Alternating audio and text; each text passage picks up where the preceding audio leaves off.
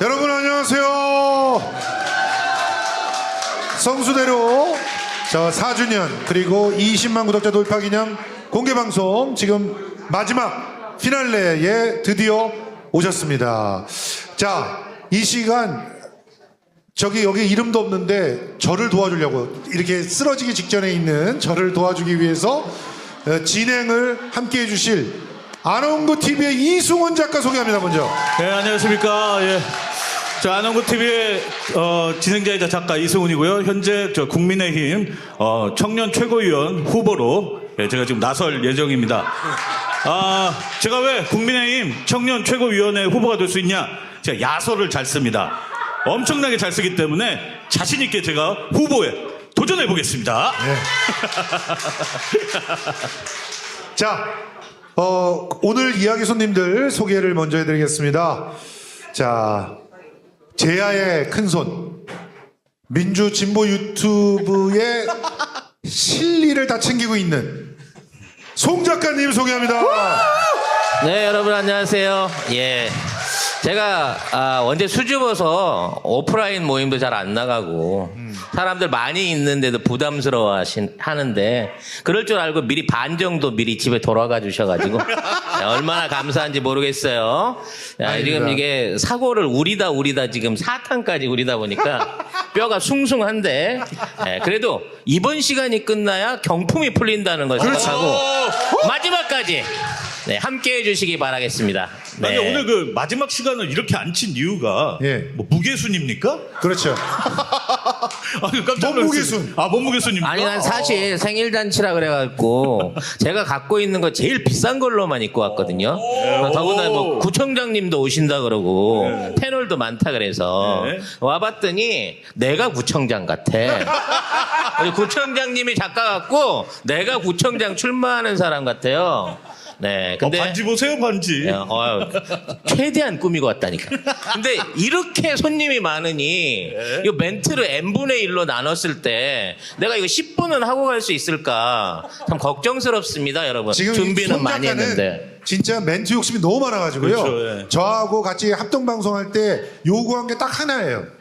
출연료도 필요 없어. 너보다는 내가 말을 많이 해야 되겠어. 아니 근데 제가 여기 처음에 제안을 좀 진행을 좀 도와달라 제안했을 때 제가 이제 저 성수 형님한테 여쭤봤어요. 누구 나오시냐? 그래서 이제 나오신다 그리고 송 작가님 나오신다고 했을 때 제가 한 말이 누가 할 말이 있을까요? 마이크를 잡을 시간이 있을까요? 했거든요. 송 작가님께서 워낙 말씀을 잘하시고 지식이 되게 많으시잖아요. 소개가 안 끝났어요. 예, 원장님. 자, 우리 사실은 대한민국의 수많은 저수지들을 그것도 재벌들과 정치권이 숨겨놓은 돈의 저수지들을 찾아가는 저수지 킬러 전 대구 국세청장 아나운고 청장님 소개합니다. 지금 우리 송 작가님이 저를 지금 구청장이라고 소개를 했는데 청장. 제가 구청장 출마. 국세청 출신이고요. 또 저는 노원구가 아니고 안원구입니다. 예. 자, 그리고 마지막으로 우리 떠오르는 민주당의 새별 촛불 대행진의 지휘차에 늘 올라가서 울고 있는 남자. 안녕하세요, 여러분. 구봉기입니다. 예, 구봉기 소장님 소개합니다. 네, 안녕하세요. 촛불 집회 죽돌이 세아경제연구소 구봉기 소장입니다. 반갑습니다. 너무 많아. 부러워. 부럽네요, 인기가. 아니, 형님 할 때는 저 정도 환호가 안 나옵니까, 환호가? 동접자는 안 줄었으면 좋겠어요. 그러니까요. 저 근데 보면서 왔거든요. 이렇게 버스 타고 오면서 왔는데 두 가지 문제가 있더라고요. 예. 첫 번째가 이 앞 시간에 터트렸더라고요. 노딱 다 붙었을 것 같고 일단. 우리도 하자, 그럼. 편하게. 두 번째가 아무도 꽃을 준비 안 했어요. 그래서 제가 꽃을 좀 준비해 왔습니다. 와. 성수대로 생일 축하합니다. 감사합니다. 네. 예. 이게 성수대로 TV 앞에 보면은 하늘 색깔 이렇게 배경인데 하늘을 뒤로 하고 서 계세요. 예. 그래서 그 하늘색으로 준비해봤어요. 고맙습니다. 야, 진짜 생각해보니까 생일날인데 아무도 꽃을 준비 안 했구나. 예. 자, 우리 오늘 이 4부는요, 4부 라인은 솔직히 말해서 컨셉이 가장 명확했던 그런 시간입니다. 왜냐면은 경제의 대가들이에요. 실제로 민생 경제의 대가들 3명을 모셔온 거예요. 우선 구봉기 소장님은 생활경제연구소 소장이시잖아요. 그렇죠. 그렇죠. 그리고 또 우리 안홍구 청장님은 국세청장 하셨잖아요. 그럼요. 예. 그 다음에 우리 송 작가님은 예. 어둠의 경제. 중국 경제. 어둠 경제에 대한 얘기를 오늘 많이 해볼 겁니다, 여러분. 맞습니다. 7시 이후에 이루어지는 경제에 대해서 여러분과 오늘 얘기를 해볼 거거든요. 주식시장이 닫힌 다음에 송 작가의 시장이 열린다. 예. 그런 어둠의 경제 시장입니다. 자, 오늘 그 주제는 사실 그래서 네네. 경제 얘기, 민생 너무 힘들지 않습니까? 송 조금 작가님. 너무 힘들죠. 예. 지금 완전히 개판이잖아요. 사실 뭐 무역 적자 자체가 문제가 아니고요.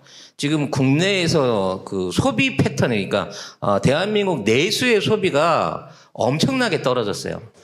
지난 4분기죠. 2020년 4분기만 해도 부가가치세가 3조 4천억 정도가 덜 거쳤다고 지금 통계가 나와 있거든요.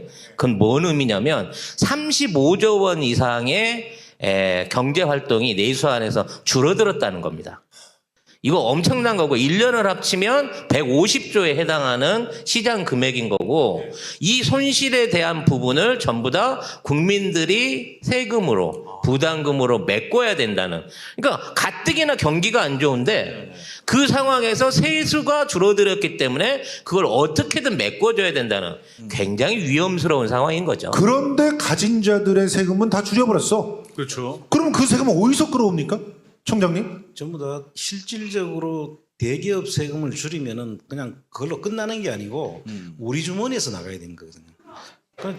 그 어쨌든 우리 예산이라는 게 있어야지 나라를 운영하는데 대기업에서 내야 될 세금을 안 내주면 그 각근세라는 이름으로 우리 유리알 지갑을 가지고 있는 우리 서민들이 다 그 대신 미워야 되는 거예요.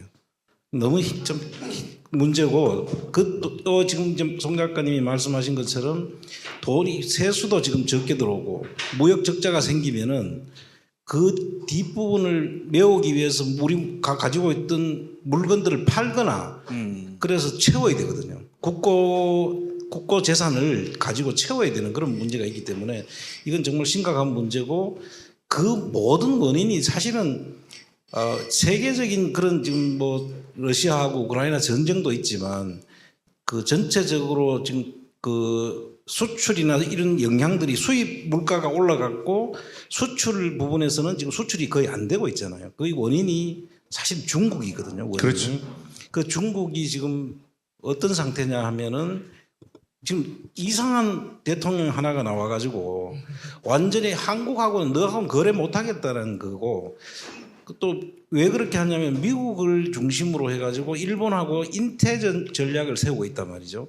그러니까 그 인태 전략에서 한국이 차지하는 비중을 미국의 하나의 그 기지 그 정도로 지금 우리가 전락돼 있는 상태. 일본하고 미국하고 중국하고 만약에 대만을 통해 가서 전쟁이 벌어지면은 그 기지가 한국이 될 수밖에 없고 그럼 그 후방을 쳐야 될 때 중국이 미국을 치는 게 아니라 한국을 치게 돼 있다고요. 예. 그리고 지금 심각한 상태인데 우리하고 무역을 하고 싶겠어요? 그래서 지금 중국에 나가던 수출 길이 지금 다 거의 막혀버린 거예요. 예. 특히 반도체 같은 경우는 거의 지금 거의 못 나가고 있죠.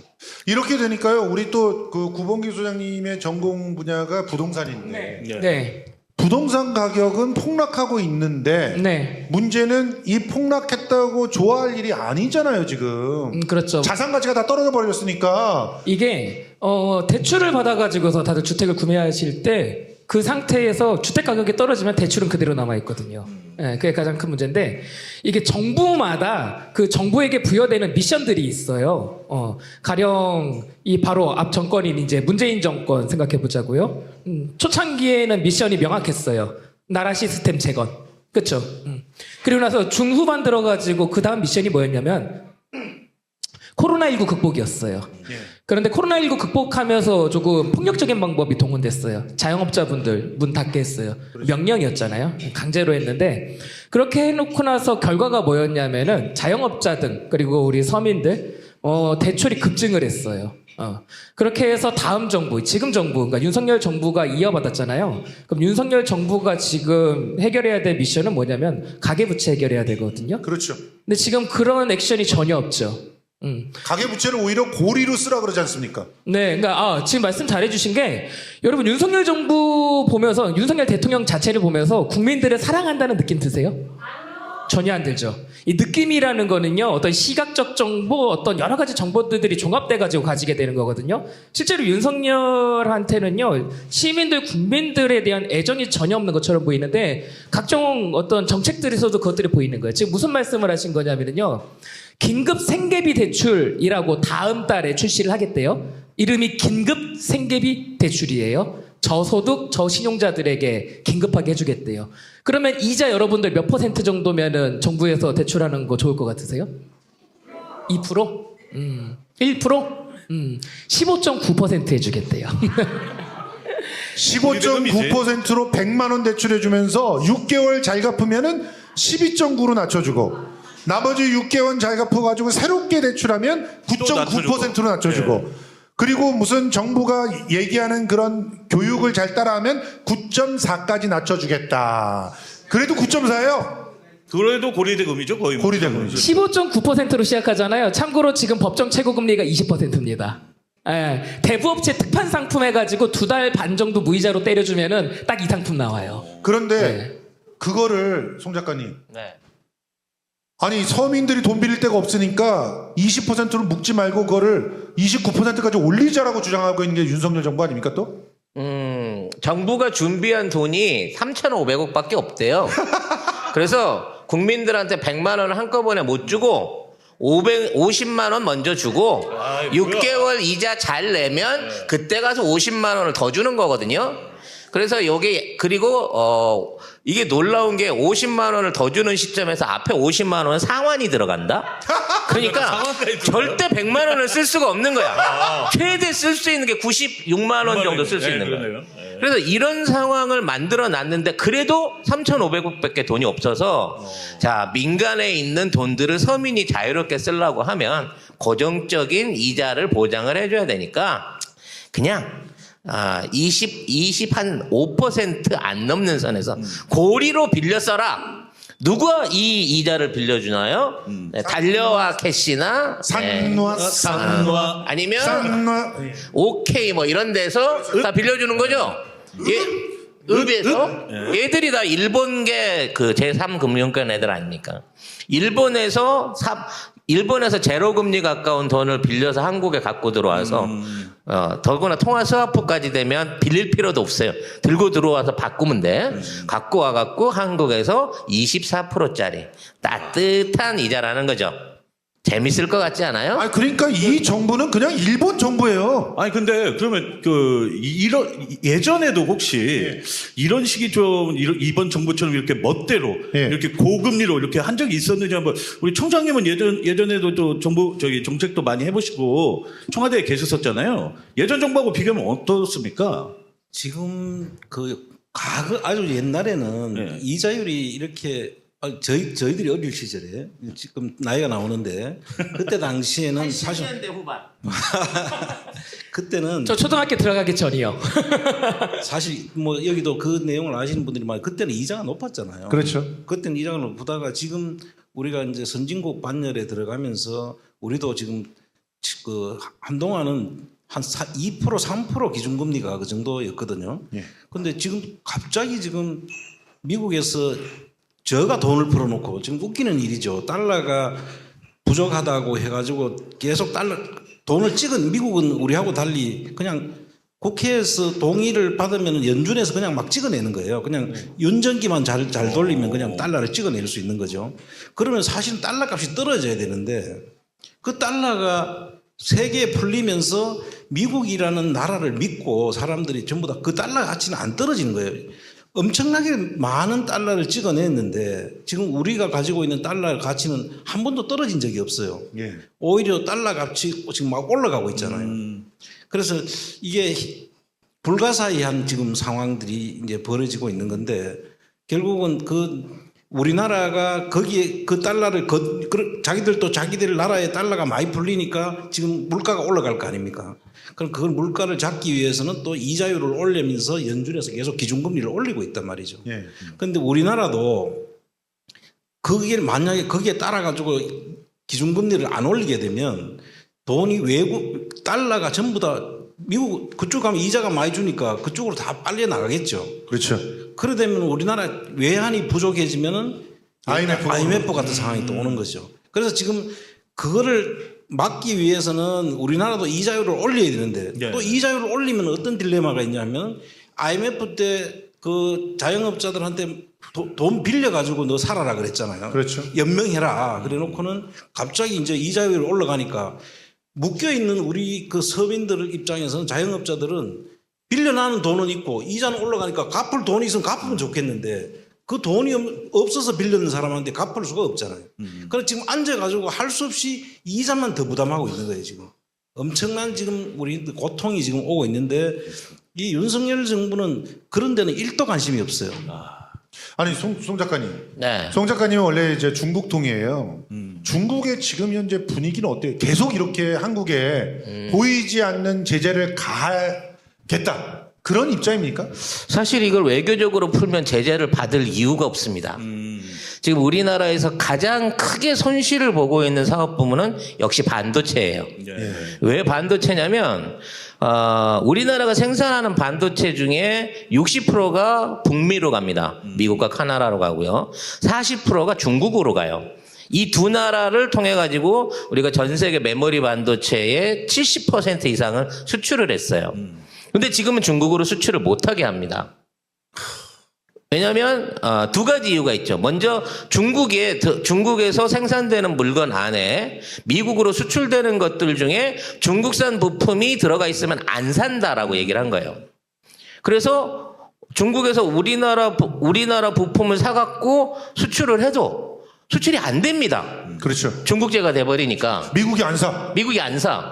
그러니까 미국이 안 사니까 굳이 우리나라 물건을 살 이유가 없죠. 네. 그죠? 왜냐면 이거 만들어서 미국에 팔려고 우리나라 반도체 산 건데. 네. 자, 그렇게 생각되면 중국하고 미국하고 거래가 끊어져서 중국의 전자산업이나 기계산업이 다 100% 망해야 되잖아요.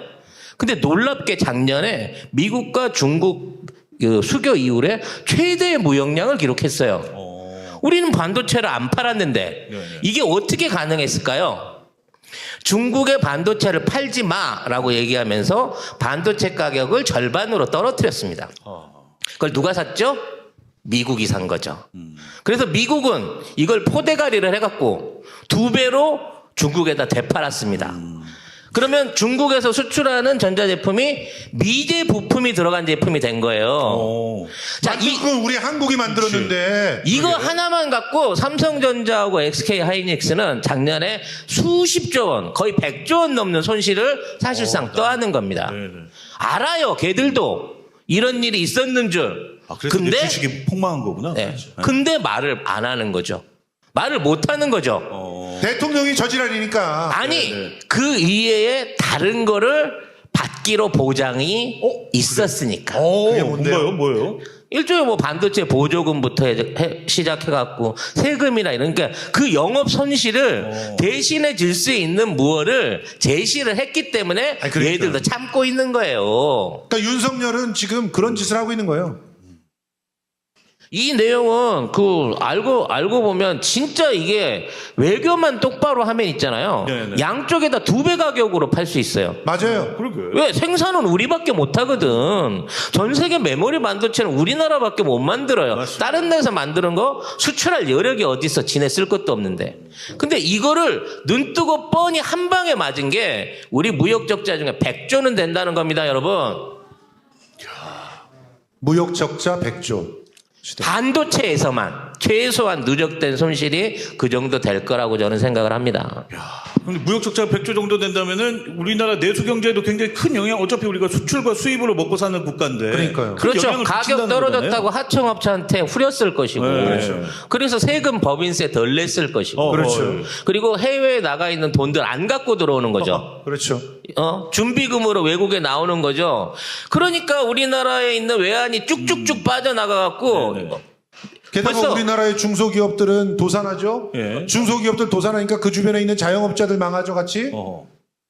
지금 말씀을 되게 잘해주신 게 윤석열 대통령한테 없는 게 마음이에요. 마음.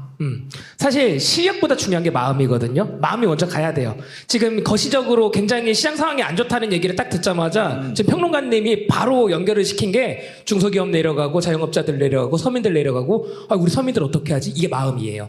이 마음이 생기면은 바로 이제 관료들한테 정책 좀 설계해라 여기 이 부분에 대해서 이렇게 해서 굴러가는데 윤석열한테 그것 자체가 없어요 지금. 아니 근데 우리 오늘 주가 조작 얘기하기로 한 거 아니에요? 그러게요. 그래서 주가 조작 얘기를 2주를 깔다가 벌써 반이 지나갔어, 시간이.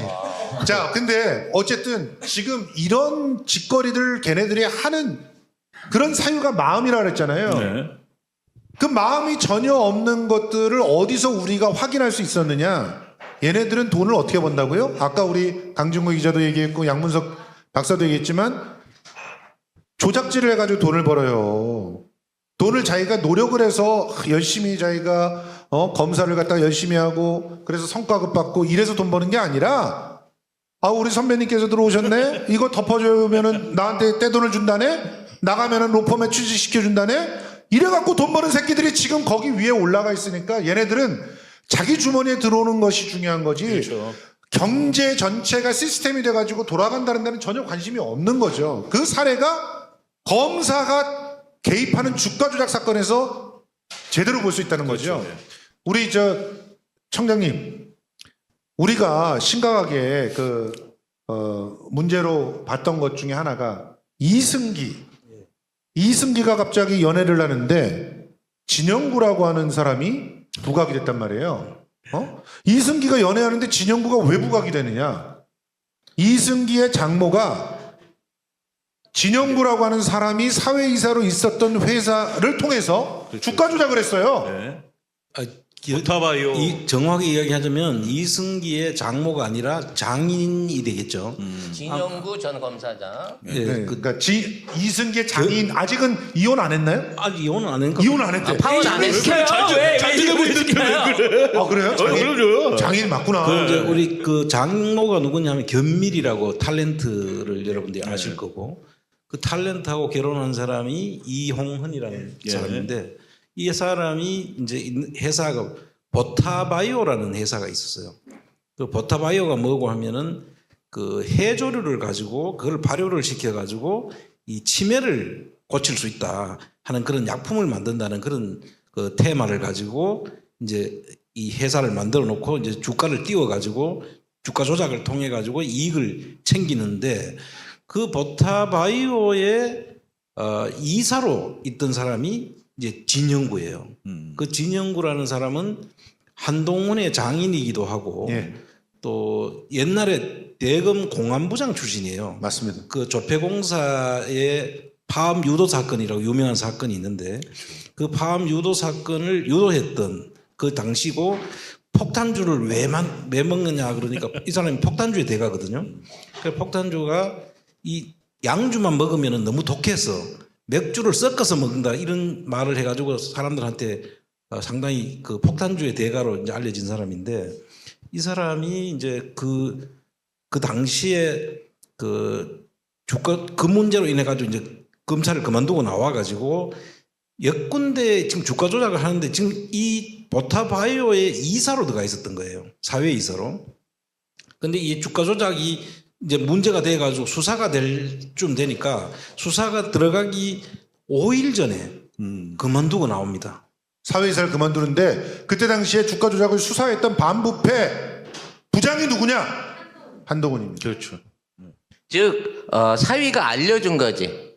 그렇게 단정적으로 말하면 아니지. 아니, 못답돼요, 이거. 왜냐면 거기 조사가 시작한다 그러고 한 달 동안 조사를 안 들어가다가 맞아. 그건 그렇죠. 장인이 그만두고 나서 싹 깨끗하게 증거 조작을 정리를 하니까 깨끗하게 이걸 빼줍니다. 예. 근데 문제는 제가 제기하고 싶은 문제는 이게 한동훈과 장인 사이에서 그치지 않고 그렇죠. 요게 계속 연결돼서 올라가서 조남욱과 김건희 그리고 검찰과 주가 조작 세력들하고 연결고리가 된다는 거예요. 이 얘기는 오늘 여러분들이 이 방송을 통해서 처음 듣는 겁니다. 예. 쉽게 말해서 진영구라고 하는 사람을 역으로 해보면 왜 보타바이오라는 회사의 사회이사가 되었나라는 걸 찾아보면 이 사람이 원래 검찰을 그만두고 나와서 변호사를 하다가 변호사 짓을 하다가 쉽게 말해서 주가 조작에 대해서 공부를 하게 됩니다. 그 처음 시작이 언제냐? 2008년도에 있었던 뉴월코프라고 하는 회사의 주가 조작 사건이에요. 이 뉴 월드컵은 또 2008년도가 또 누가 대통령이었는지 다들 아실 거예요. 근데 재벌 3세들 이런 사람들이 4세 뭐 2살 3세, 4세 이런 사람들이 만든 주가 조작 사건이에요. 쉽게 말해서 그 당시에 주가 조작을 하는 세력들이 굉장히 많았습니다. 그러니까 벤처 회사들이 엄청 많이 생겨났는데 그런 회사들 자체가 생겼다 없어졌다를 막 밥 먹듯이 할 때야. 그러니까 뭐 벤처라고 하나 창업되잖아? 그러면 주가가 100배, 150배, 막 1000배까지 올랐다가 그 다음날 또 갑자기 상장 폐지가 돼서 그게 다 쓰레기가 돼서 휴지가 되는 이런 류의 주가 조작이 많았어요. 그러니까 김건희는 애야. 내가 보기에 김건희는 주가 조작 초보입니다. 그리고 떼쓰는 애예요. 만일 도이치모터스 주가 조작에 김건희가 조금만 더 현명하게 했다 그랬으면 작전 세력들이 원하는 시점에서 매도를 치고 매수를 하면서 이득을 극대화할 수 있었을 거예요. 근데 김건희 지 맘대로 했어요. 그래갖고 중간에 여러 번 맥을 끊어먹은 거야. 그래놓고 덜 벌었다고 지랄을 한 거죠. 작전을 하고 있는 중에 지가 깽판을 쳐놓고 왜 이것밖에 못 벌어라고 얘기를 했는데 그런 김건희가 주가 조작을 할 수 있게끔 가르친 사람이 나는 한동훈의 장인일 것이라고 본다는 거지. 야, 추론이에요. 여기 잠깐 지금 또 이런 거. 이용주 합의된 얘기가 아닌 것 같은데 합의된 얘기가 심상치 않은 얘기인 거죠? 야, 이거를 내가 우리 방송에서 안 털고 아니, 여기 와서 터는 이유가 있어요.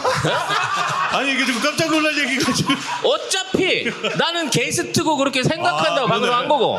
이거 나가서 문제 돼갖고 한동훈이 화나서 덤벼들면 성수TV 먼저 털 거 아니야. 그러니까 이렇게 이런 특정은 여기서 해야 되는 거야. 어차피 성수대를 띄워드리려면은 저기 뭐 검찰을 이렇게 좀 눈여겨봐야 합니다. 여보세요? 아니, 아까 그 얘기 제가 다 들었어요. 예. 이거 우리 1, 2, 3부에서 다 배웠잖아. 그러니까 다 배웠어요. 가고 싶잖아. 예, 저 일단 우리 총장님 뉴 월코프 사건 좀 그래도 기본 맥락은 좀 짚어주셔야 돼요. 이제 뉴월코프 사건은 뉴월코프라는 회사가 무슨 회사냐 하면요. 그 슬러지, 그 석유에서 나오는 슬러지라고 하죠. 보통. 찌꺼기들. 찌꺼기를 정제해 가지고 분해해서 상품을 만들어나는 그런 테마를 가지고 있는 거예요. 항상 주가 조작은 그럴듯한 뭐가 있어야 되거든요. 그래야 사람들이 그럴 수 있어 하고 개미들이 붙어야지 주가가 조작을 해서 돈을 먹을 수 있으니까. 근데 그게 이제 쿠웨이트에 그 석유를 만들면은 그 석유의 슬러지를 이용해서 이제 그 돈을 만들 수 있다. 그런 테마로 하는데 그냥 이렇게 하면은 너가 무슨 돈도 없는 친구들이 무슨 그런 사업을 해야 안 믿잖아요. 그러니까 거기에 재벌 3세와 4세들을 끌어들이는 거예요. 재벌들이 거기에 들어오면 재벌들이 들어왔으니까 이거는 회사가 되는가 보다 이렇게 믿게 되잖아요. 그게 중요하거든요. 주가 조작을 할 때는 항상 그런 믿음을 줘야 되는 거죠. 그래서 그런 주가 조작을 하는데 재벌들이 여기에 두산중공업의 그 두산그룹의 재벌 4세가 여기에 관여가 되는 거예요. 그런데 여기서 진영구가 자기도 거기 주식이 있었고 꽤 돈이 들어가 있는 주주였죠. 근데 이제 진영구가라기보다는 나중에 들어가 있는 건 진영구의 또 아들이 검사 출신이 검사가 되기 전에 성추행했다는 그 검사 있잖아요. 나중에 성추행해서 문제가 되는 그 검사가 있는데 네. 그 친구가 그때 검사가 되기도 전에 이미 그 회사에 그 주식에 투자를 하는데 조금 더 이제 깊이 설명하자면 이 6월 코프에서 다른 회사로 회사를 3개를 만들어 가지고 거기다 대출도 해주고 투자도 하고 하는데 그 한 회사에 진영구가 진영구의 주식도 있고 그 가족들이 관계를 하고 있는 거죠. 그러니까 이게 도이치모터스하고 비슷한 방식인데요. 굉장히 비슷해요. 예. 되는 회사, 뉴월코프라는 회사를 하나 띄워서 돈을 끌어모은 다음에 거기에서 있는 돈을 해외로 투자를 합니다. 그렇죠. 그래서 해외에 있는 돈으로 그 계열사들, 관련 회사들의 주식을 사들이는 거예요. 그래서 나중에 앞에 회사를 망가뜨려서 회사가 없어지고 나면 그 돈은 뒤에 있는 회사가 얻어먹는 거고. 그렇죠. 쉽게 말해서 이 뉴월코프는 이거를 4단계를 해먹었어요. 4단계를. 그래서 두산이 한 번, 그 다음에 현대가 재벌들이 한 번, 그리고 그 이후에 3번째로 끼어들었던 친구들이 아까 진영구였다는 겁니다. 이게 진영구도 속은 거죠. 따져놓고 보면. 근데 중요한 건 이거예요. 그 당시에 뉴월코프 사건을 일으켰던 조영훈이라고 하는 실명이 잘 안 나와요. A씨로만 나오는데 송명훈이 아니라 조영훈. 조영훈이라고 하는 기라성 같은 젊은이가 있습니다. 2008년 당시 나이 20대 후반이었고요. 28살. 네, 고졸이었고 예. 술집 웨이터였어요. 근데 나이트 웨이터. 네, 예. 술집 웨이터. 술집 웨이터 맞아요? 라마다 웨이터가 아니라? 라마다 아니고 뉴월드하고 나이트죠. 네, 아무튼 나이트. 그래서 그쪽에서 있었는데 그 당시에 재벌들이 모여갖고 맨날 하는 게 이거였단 말이야. 뭐 벤처 하나 키워서 날리고 이것들을 얻어 듣고 저랑도 한번 해보시죠. 라고 이 일을 벌린 거예요. 그래서 아무 돈이 없어. 아무 출신 배경이 없는 28살의 이 젊은 애가 술집 웨이터가. 수천억을 해먹을 수 있는 뉴월코프 사건을 일으켰고, 이 사건을 이게 일으켜서 이제 터졌으니까 변호를 할 거 아니겠습니까? 그 변호사가 누굴까요? 양재택. 놀랍지 않습니까? 네. 그래서 양재택의 비화에 이 사람이 감옥 생활을 합니다. 근데 그 당시에 감옥 생활을 할 때 같이 수감되어 있는 사람들이 얘를 보지를 못했대요. 어디 갔나? 라고 봤더니 특별검사실, 그러니까 특별면회실에다가 컴퓨터를 놓고 거기에서 주가 조작질을 하고 있었다고 합니다. 그러니까 감옥에서 얘는 검사의 비호 아래 쉽게 말해서 주가 조작을 하는 일을 계속 이어서 하고 있다가 이 친구가 어느 날 갑자기 이제 친구들한테 야, 나 이거 해주고 나면 가석방 나간다 라고 얘기를 해요. 야, 가석방 이렇게 쉬워? 너 아직 확정도 안 됐는데? 근데 이 친구가 가석방을 받습니다. 뭘로? 외조모 상으로.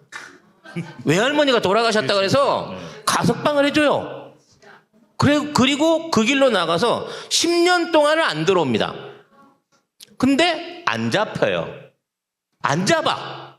근데 그리고 여기서 청장님 10년 동안 안 잡았어요. 9년 이제 정확히 9년 9년인데 정도. 9년 도망 다니면 검찰이 그걸 안 잡을 리가 없거든요. 그리고 이 기휴라고 해서 감옥에 있으면서 조모상 때문에 갔는데 그걸 안 잡는다. 그거는 있을 수 없는 일이에요. 근데 누가 비호가 없으면 이건 안 잡을 리가 없는 거죠. 근데 그 사람의 제일 첫 번째 변호사가 아까 이야기했던 양재택 씨고, 예. 그런데 그 사람이 할 때는 또 형량이 1심에서 5년을 그 선고를 받는데, 그 다음에 2심으로 올라갔는데 2심에서는 7년이 돼요. 그러니까 7년으로 그 감옥 살이를 해야 되는데 그때 도망을 가서 9년 동안 안 잡혔다가 윤석열이 중앙지검장. 서울지검장이 됐을 때 자수 형식으로 아마 들어온 걸로 알고 있어요. 왜 그랬겠습니까? 근데 하필이면. 이게 중요한 것이 이 친구가 아까 실제로 돈이 있을 사람이 저는 아니라고 보거든요. 아까 말씀하셨듯이 웨이터 출신이잖아요. 그리고 28, 9밖에 안 되는 그 친구가 그런 투자할 돈이 없었고, 그 뒤에 거기서 만들어진 돈을 가지고 일부를 이제 그 진형구가 있는 회사, 진형구가 이사로 있는 회사에 돈을 빌려준 걸로 나와요. 그러니까 진영구가 나중에 이 친구 하는 것처럼 일종의 투자 전문 회사를 하나 차립니다. 아들하고 같이 이름이 HG라고 하죠. 네, 부인하고 형구. 처남까지 집어넣어갖고 형구에 H와 G를 따갖고 HG 투자 컨설팅 회사를 만들어요. 그래서 이 친구들이 했던 그런 기업적인 주가 조작 행위들을 스스로 하기 시작합니다. 요 기간들 중에 나름 타짜 노릇을 했던 조영훈이가 뭔가 밖에 나가서 일을 봐주지 않았을까 또는 돈의 일부를 여기에 투자를 해주지 않았을까 하고요. 실제로 이 조영훈이가 내가 그 진영구 검사장한테 돈을 줬다. 또는 심지어 자기가 가진 돈을 가지고 그쪽 부인 집 사는데 돈을 보태줬다 그래갖고 진영구 검사장 부인 집에다가 압류를 걸어요. 나중에. 맞아요. 그러니까 실질적인 돈 거래들이 꽤 있었다는 얘기거든. 그러니까 조영훈이가 진영구 부인 집에 압류를 거는데 그렇게 압류를 거는데도 수사를 안 해요. 안 했죠. 예. 근데 이 압류는 그냥 한다고 되는 게 아니고 법원에 네. 판결을 받아야 되기 때문에 근거가 없이는 할 수 없습니다. 가압류를 할 때는 법원에서 일단 판결을 받아서 하거든요. 국가기관이 아니기 때문에. 그렇다면은 무슨 근거가 없었으면 가압류를 법원에서 명령을 안 해주죠. 그렇다고 보면은 분명히 두 사람 사이에 돈 관계가 있었다는 거고, 근데 이게 수사가 시작되니까 어떻게 예. 그냥 그걸 그만두고 이제 고리를 끊어버리는 거죠. 여기에 가장 결정적인 제보, 예. 동료들, 예. 조영훈이라고 하는 사람들하고 빵 동기. 빵 동기인 사람이 그때 도이치모터스를 사라는 얘기를 들었다는 겁니다. 이거 제가 꾸며낸 거 아니에요? 기사에 다 나와요. 작년도 2022년도 5월 달에 그 스트레이트에서 방송한 내용입니다, 이게. 예. 실제 방송에 올라왔던 내용인 건데 다 묻혀서 아무도 잊고 있어요. 그렇죠. 결과적으로 그 당시에 재벌들을 비롯한 돈 좀 있는 애들이 하는 주가 조작은 우리 그 김건희나 이런 세력들이 하는 뭐 매매 호가 조정 이런 게 아니고요. 회사 자체 하나를 만들어서 그걸 통해 가지고 회사 전체 주식을 가지고 주가 조작을 하고 그리고 그걸 통해 갖고 수 없는 피해자를 양산하고 깨끗하게 빼먹고 튀는 방식의 주가 조작이었고 이 방식이 다시 드러난 데가 라임과 옵티머스 투자 사기 사건하고 그대로 연결이 된다는 거야. 아니 근데 그러니까 지금 이 진영구를 왜 우리가 주목을 해야 되냐면 진영구나 이런 쪽을 왜 주목해야 되냐면 몇 가지 공통점이 보이는 거예요. 자, 우선 첫째, 말씀하신 대로 그때 당시에 완성이 된 주가 조작 수법을 사용하고 있다는 거.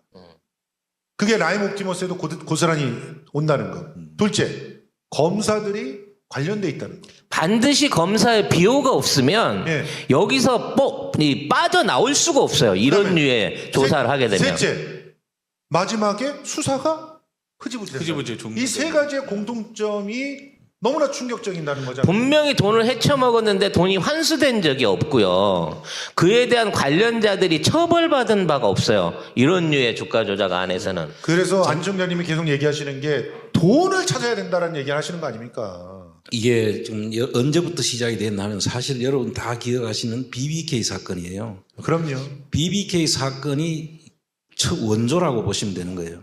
BBK 때 EBK라는 회사를 통해 가지고 해외 마프라는 그 페이퍼 컴퍼니들을 만들어 가지고 AM 아파스라고 하는 그 회사하고 마프라는 걸 만들어 가지고 해외로 돈을 빼돌려 가지고 해외에서 돈이 들어오면 이 회사는 해외에서 투자하는 걸 보니까 이 회사는 괜찮을 거야. 그러니까 거기에 개미들도 해외에서 돈 들어가고 이제 공시를 하면은 그때 막 투자를 가격이 올라가는데 막 추격 매수를 할 거 아닙니까?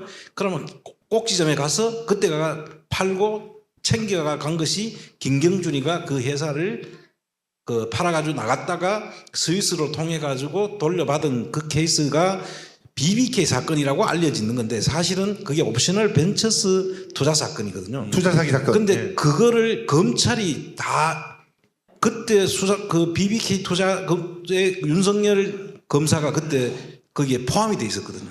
그때 수사 검사가 윤석열이에요. 다 연관. BBK 때도 윤석열이 있었다는 겁니다. 결국 아까 얘기한 것처럼 진영구라고 하는 사람이 검사장을 불명예로 그만두고 나서 딱 보니 이게 돈 되는 일인 거야. 그래서 지금 있는 그 조용훈이라는 자하고 일종의 스킬을 배워가지고 조용훈이 구속되고 난 다음에 단독으로 이 회사를 차린단 말이죠.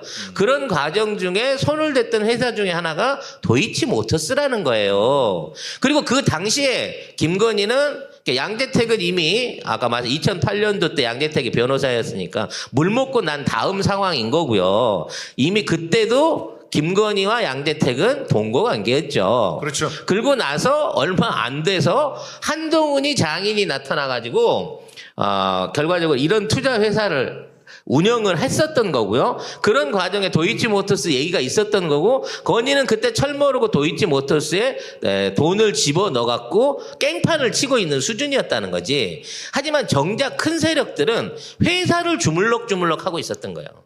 주식을 주물럭거리는 게 아니고. 도이치모터스 사건을 이야기하자면 조금 이제 또 거슬러 올라가야 되는 게, 도이치모터스라는 회사가 원래 상장돼 있던 회사가 아니에요.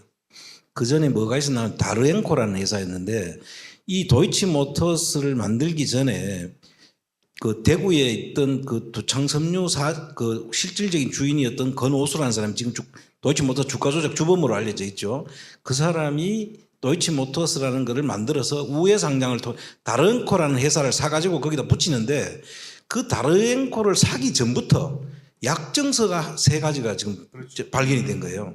약정서에 보면은 이미 이 도이치모터스라는 이름으로 주가 조작을 하기 위한 준비 작업을 했던 증거가 거기에 다 있는 거예요. 예. 이 회사 자체는 원래 돈 빼돌리고 이걸 통해 가지고 주가 조작을 하기 위해서 만든 회사고, 그 안에 들어간 돈이 아까 일부에서도 나왔던 우리 그 평택에 있었던 그 회사 돈이 들어갔을 거라라고 추론이 생기는 거예요. 김건희 고모 돈이요. 그래서 그 돈으로 도이치모터스가 임대 사업을 한다 그러고 BMW를 엄청나게 사가지고 평택항에다 다 싸놓고 있는데, 그거를 원래 렌트카 사업이니까 렌트로 풀려야 되잖아요. 소리 소문 없이 밀수 형태로 어떻게 번호판을 내는지 모르지만 다 팔려나갔어요. 그러니까.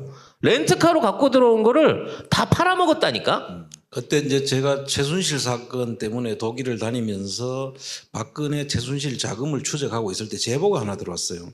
그래서 지금 여기 계시는 그 이성열 사장님이 선라이즈죠. 그 선라이즈의 그 평택항에 그 BMW가 거기에 가득하게 이제 그 임대를 한다라는 이야기를 듣고, 제가 그때는 사실 직접 우리 이사장님이 몰랐으니까.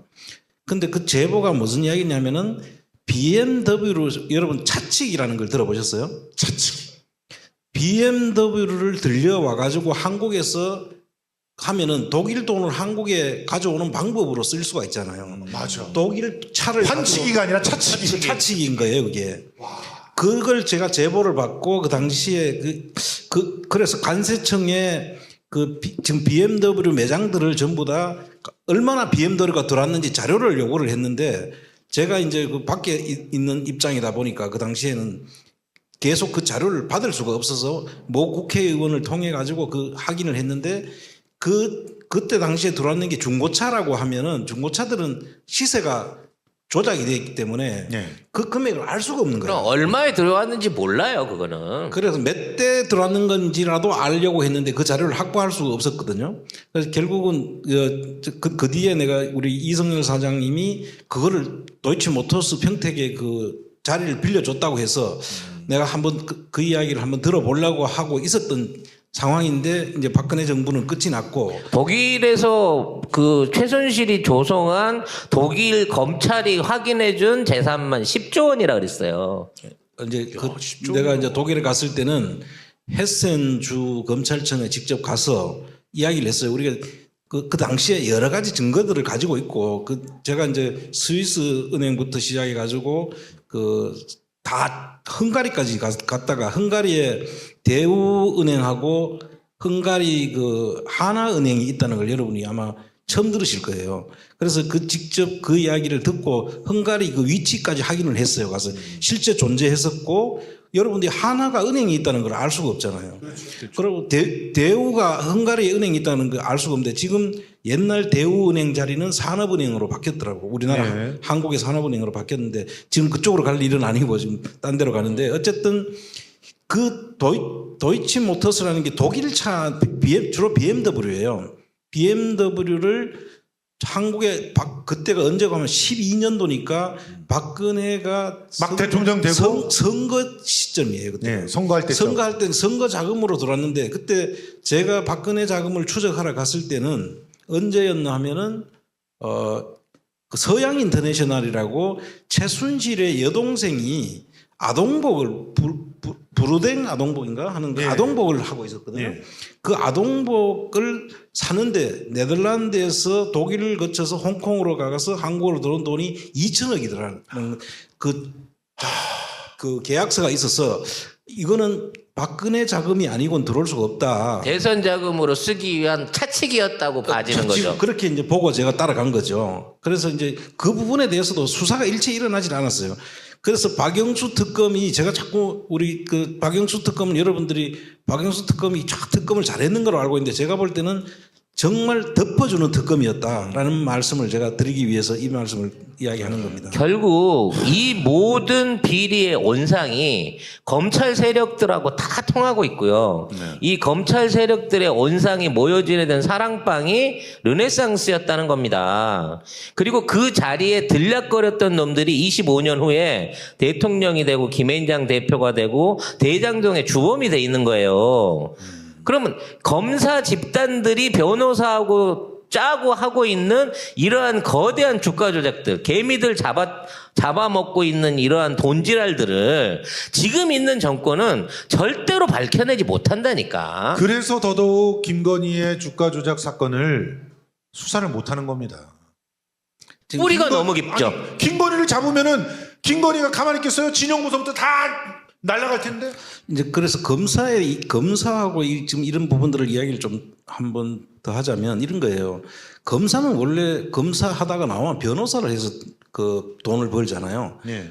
근데 이 사람들이 가만히 보니까 자기들이 검사를 하면서 보니까 주가 조작을 하거나 그다음에 시행 사업을 해가지고 건설 시행을 해가지고 엄청난 큰 대규모 부동산을 통해가 돈을 벌더라는 거죠.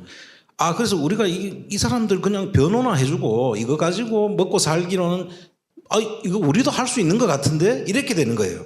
그래서 시작한 것이 이제 검사가 직접 주가 조작 세력들을 보호하거나 그다음에 부동산 투기하는 시행사들을 보호하면서 실질적인 주인이 되려고 하는 거예요 지금.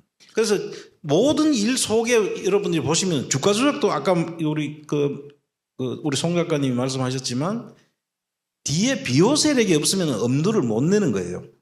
이게 주가라는 게 계속 한국거래소에서 계속 지켜보고 있거든요. 그러면 전산으로 이런 이상한 거래들은 바로바로 체킹이 돼요. 그걸 빼낼 자신 없으면 김건희나 다른 주가 조작범들 같은 짓거리를 못하죠. 그리고 시행사업도 대형 시행사업을 하게 되면은 반드시 검찰 수사 내지는 국세청 조사가 있게 마련이죠. 엄청난 돈이 벌리니까. 그런데 그것을 겪어낼 수 있는 사람들이 뒷배가 없으면은 그걸 쉽게 못하는 거예요.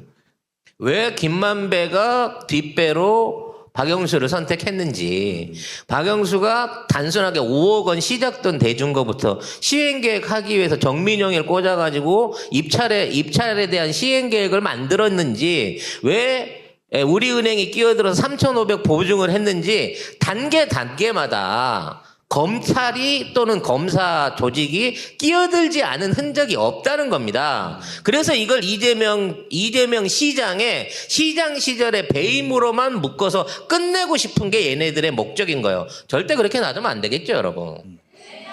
선물 주세요. 네. 아니 오늘 지금 두 분이 환상의 콜라보를 보여주고 있어요. 야, 저 두 분 저도- 오늘 처음 뵀습니다, 오 청장님. 환상의 콜라보를 보여주고 있어요. 저도 다 아는 얘기인데 네. 어르신들 얘기하는데 끼면 예, 버릇없어 보일까봐 예. 모르는 척하고 있느니라고 너무 힘드네요. 예. 참고로 자. 그 아노그 TV에서 보타바이오 이야기는 대본을 제가 작성했습니다. 예. 여러분. 예. 모르는 척하고 있는 거예요. 자, 저는 근데 들을 때마다 새로워요. 들을 때마다. 이제 마무리해야 될 시간이 다가오고 벌써요? 있는데. 예. 나 무슨 말도 안 했어. 나도 그랬어. 이 마무리할 시간이 다가오고 있는데 여러분 보십시오. 지금 우리 이 도둑놈들한테 나라를 뺏긴 거예요. 예. 얘네들이 그래서 지금 이제는 걸릴 것 없다 그러고 도둑질을 하는 겁니다. 이 도둑질을 끝내야 되지 않겠습니까?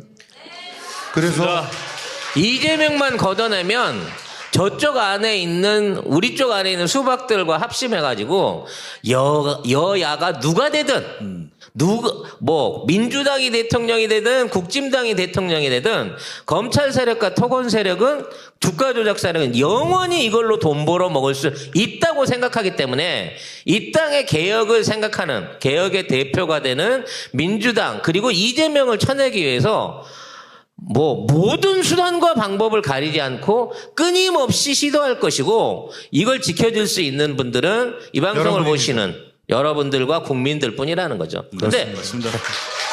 국민들이 화가 나려면요. 뭐 세금을 깎아주거나 이런 것보다 이런 식으로 학적 도둑질을 하거나 학폭을 하거나 이렇게 내 돈을 뺏어 먹거나 내 주가를 날려먹었다라고 하는 실질적인 손해를 여러분들한테 증명을 해드려야 돼요. 예. 그래야 표가 떨어지거든요.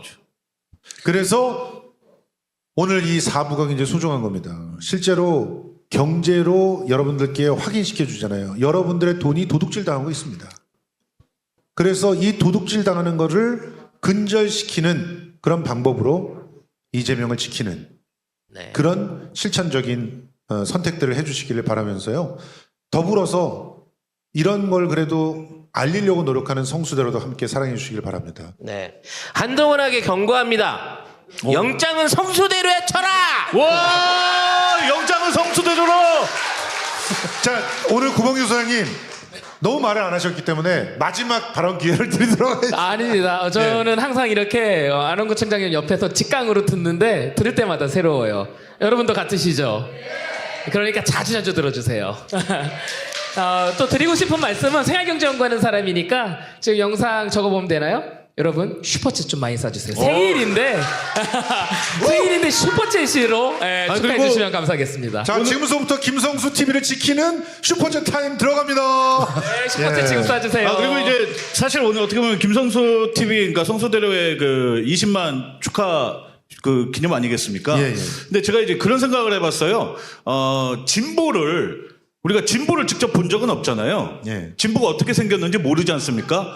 근데 진보가 만약에 생겼다면 멀리 내다보기 위해 키가 클 것이고 그리고 언제나 지적이기 때문에 안경을 꼈을 것이며 그리고 맨발로 뛰기 위해서 양말을 안 신었을 것이고 하지만 샤이하고 그리고 누군가의 그 어렵고 힘든 사람의 이야기 들었을 때는 이렇게 수줍게 분홍색을 띌 것이다.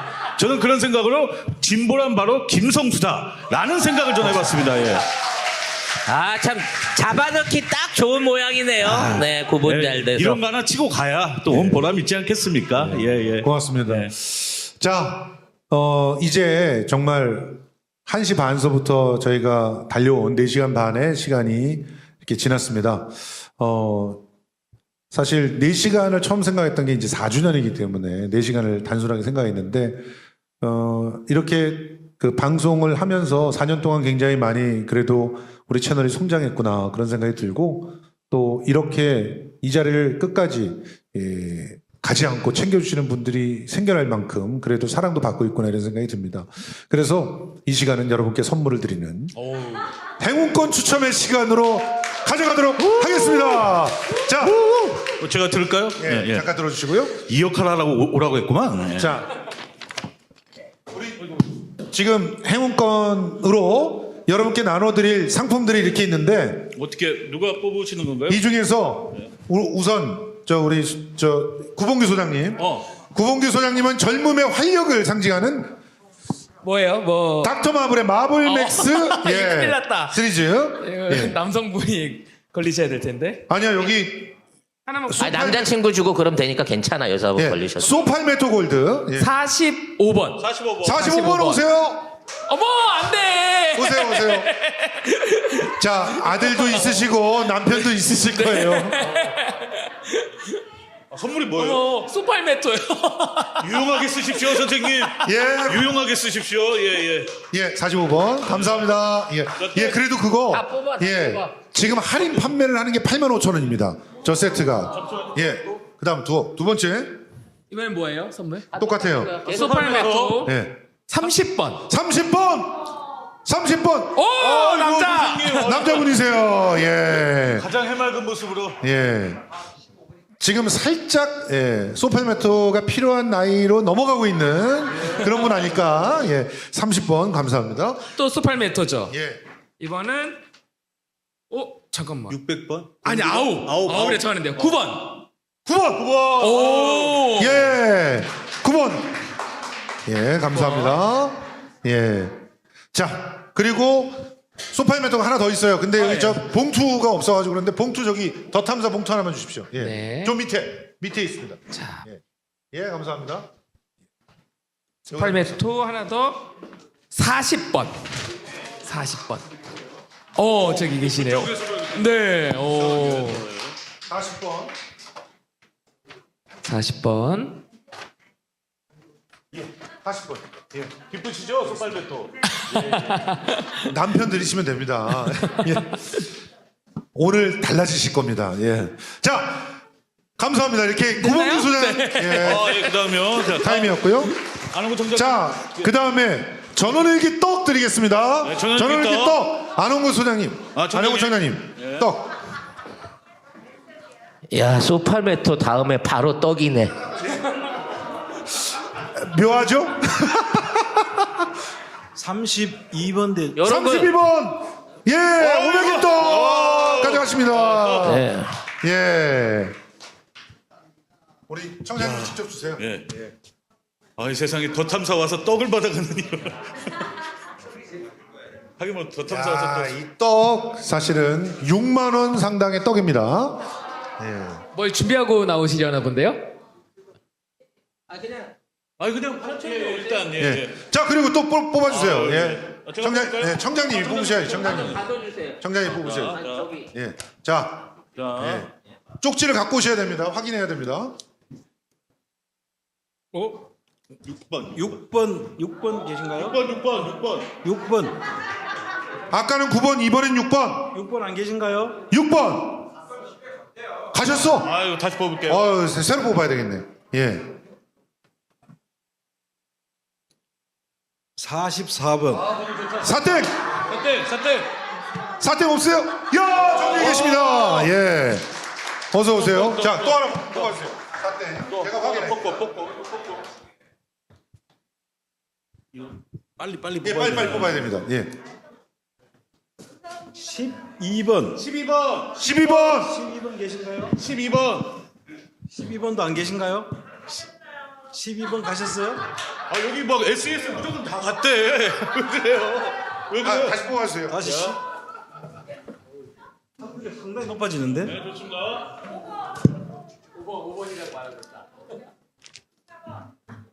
19번. 15번. 안 계세요? 19번. 나오십니다. 나오십니다. 아닌데 밖에 나가시는데. 뭐야? 왜 이렇게? 너무 잘했어요. 10번 안 계세요? 뽑겠습니다. 야, 확률이 계속 높아지고 있습니다. 너무 자연스럽게 나갔어. 오, 좋다. 1번. 1번 처음 오신 분. 야, 맨 처음 오신.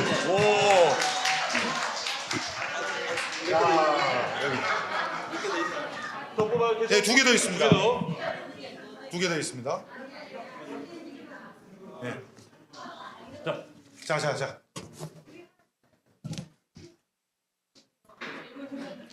28번. 28번. 없으면 빨리 가겠습니다. 없으면 빨리 넘어가겠습니다. 2번. 2번. 같이 오신 분 아닌가? 아니, 따로 앉으셨어요. 네. 자, 또 뽑을 게 하나 더 있을 것 같습니다. 바로 뽑습니다. 근데 떡 이름이 전원일기입니까? 예. 전원일기 오메기떡. 제가 저는 일기 마을에 사는데 47번입니다. 47. 47번 예, 오세요. 47번 오세요. 어서 오세요. 예, 아이고. 그다음에 자, 47번 오세요. 자, 그 다음은 또 우리 송 작가님께서 4개를 뽑아주시면 되는데, 송 작가 몰에서 인기에 판매되고 있는 발사믹 식초 발사믹 식초. 15년산. 요거는 16만원짜리. 예. 자, 발사믹 식초 부대로 부릅니다. 자, 저는 한 명씩 안 부르겠습니다. 바로. 4명 한꺼번에. 예. 자, 34번, 46번, 48번, 14번. 자, 다시 부를게요. 다시 한 번만. 14번, 34번, 46번, 48번. 자, 확인해 보겠습니다. 34번 있어요? 34번. 예. 받으시고요. 36번요? 몇 번? 46번. 46번. 46번 네. 주세요. 14번, 48번요. 48번. 8번. 14번. 예. 14번. 오케이. 14번. 예. 땀 없이 다 하나씩. 뽑았습니다. 자, 이제 마지막은 제가 뽑겠습니다. 산삼 순백 39만원짜리 39만원짜리 산삼 순백. 여러분, 산삼 순백 TV도 많이 사랑해 주시기 바랍니다. 산삼 순백 TV 구독, 좋아요 지금 빨리 누르세요. 구독, 좋아요 누르신 분께 선물이 갈 거라고 생각합니다. 5분 드리겠습니다. 다 남았어. 자, 발표합니다. 26번. 와, 진짜 너무너무 방송 너무 열심히 참여해 주신 26번 여기 드리세요. 26번 보여주세요. 근데. 26번 보여주셔야지. 네, 보여주셔야지. 자, 그 다음 예, 21번. 와, 저기 우리 아이들과 함께 왔던 어머님. 야, 우리 김성수 TV 찐팬이십니다. 예, 26번. 그 다음 38번.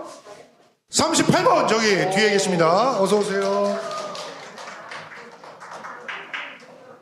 산삼순백 정말 좋은 제품 또 가져가십니다. 예. 그 다음에 13번. 13번 없어. 다시 뽑아야 되네요. 자, 37번.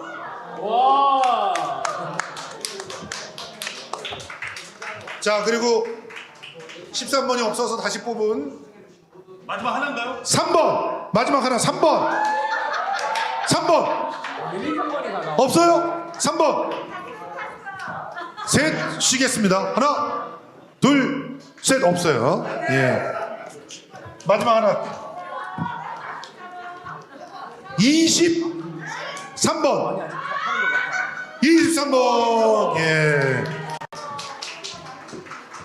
이렇게 선물. 예. 자, 이제 못 받으신 분 있잖아요. 당첨 안 되신 분. 손 들어보세요. 자, 그냥 들고 나오세요. 저한테 들고 나오세요. 손 작가 몰에서 드리는 선물 드릴 테니까. 자, 내놓으시면 네, 내놓으시면 하나씩 드립니다. 자, 네, 하나씩 내놓으시면 그냥 드립니다. 네, 치약입니다. 치약이에요. 네, 네, 순서대로. 자, 내놓으세요. 자, 예. 화이팅!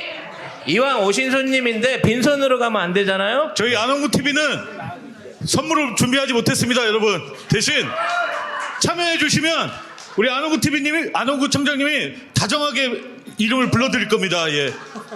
자, 다 받아가셨죠? 예, 이렇게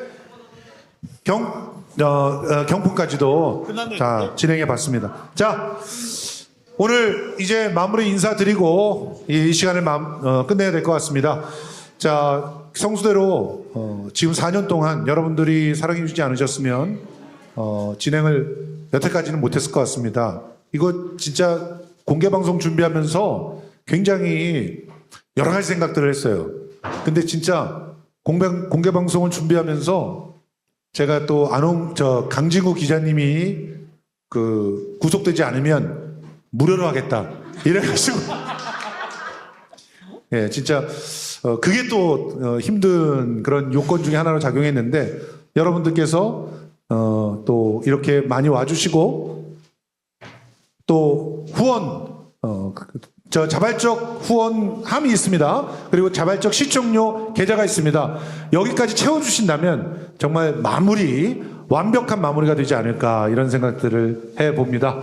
자, 오늘 이제 마지막 인사 드려야 되는데요. 마지막 인사는 그래도 오늘 이 패널들 중에서 가장 연장자이신 안홍구 청장님께서 격려의 말씀을 짧게 해주시는 걸로 마무리하도록 하겠습니다. 자, 일어나시죠. 예, 우리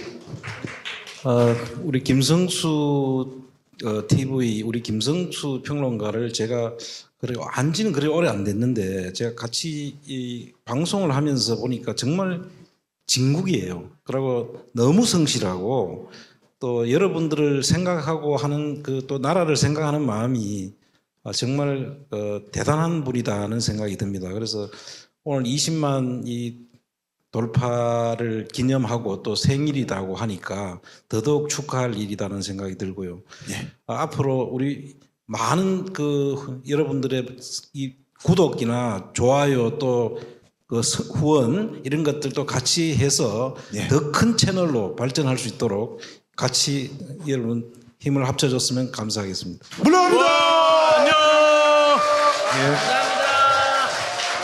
김성수 구속되라.